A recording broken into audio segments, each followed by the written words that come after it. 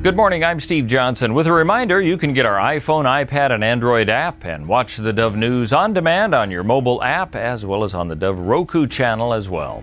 In the news, after days of bringing snow and ice to half the country, a wintry storm has at last made its way out of New England. The storm that covered parts of North Texas in ice over the weekend and dumped snow on the mid-Atlantic region caused messy travel conditions and government closures on the eastern seaboard yesterday. Parts of New England saw up to 3 inches of snow, while Philadelphia got 2 inches a couple of days after the surprise 8-inch snowfall. Early morning snowfall in Washington prompted the federal government to tell non-emergency employees to stay home, even if the storm's last hurrah was less fierce than had been feared.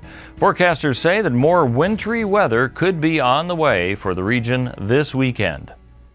An overnight standoff between security forces and anti-government protesters in Ukraine's capital extended into Wednesday morning. Several thousand riot police used their shields to push back protesters and successfully remove some tents and barricades at a large protest camp in downtown Kiev. But the rank of protesters swelled through the night, shoving back at the police lines to keep them away from key sites at the camp. The protest began in late November when the Ukrainian president backed away from a pact that would deepen the former Soviet republic's economic ties with the 28-nation European Union. Surveys indicated that nearly half of the country's people supported that pact. A man accused of trying to bomb the Jackson County prosecutor's office to avoid being sentenced on a burglary charge the next day has a trial date on that charge. District Attorney Beth Heckert said yesterday that Alan Leroy McVeigh's lawyer asked for the date, which was set for April 15th. McVeigh had agreed to a plea bargain and was to be sentenced November 14th to 3 years for burglary. An FBI affidavit says McVeigh told investigators in the bomb case he meant to postpone the sentencing when he taped a pipe bomb to a propane tank and threw it at the office window. Now McVeigh also faces a federal charge of malicious destruction of property by explosion.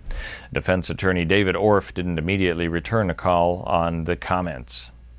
Medford police performed a sting operation recently to be sure that local merchants aren't allowing minors to purchase alcohol.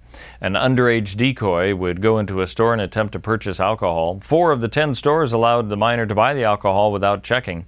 Peach Street Market, the Minute Market in East Barnett, the Shell Station on Crater Lake Highway, and the Buy More gas station on Crater Lake Highway all failed apparently to pass that test. Briefly, the leaders of Oregon's troubled healthcare insurance exchange says thousands of Oregonians who sent in their applications by the deadline might have to go elsewhere because it won't be ready by January 1st. Let's take a look at our weather and what we can expect for Medford and Grants Pass. Partly cloudy today and tomorrow with a high today of 41, 43 with a slight chance of rain tomorrow, and then a 50% chance of rain and snow on Friday. For the Klamath Falls area, partly cloudy today, a high of only 35, down to 13 tonight. 38 tomorrow, and then a chance of snow flurries, and 41 on Friday. Along the coast in Brookings, clear skies, sunny with a high of 52. Good chance for rain both Thursday and Friday, a high tomorrow of 49, 53 on Friday.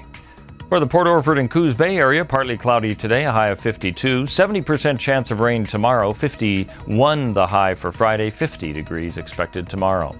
And for Northern California and Wairika, partly cloudy today and tomorrow, high of 43 today, 44 tomorrow. Snow flurries a possibility on Friday with a high of 44. That's a look at news and weather. You're up to date on the Dove.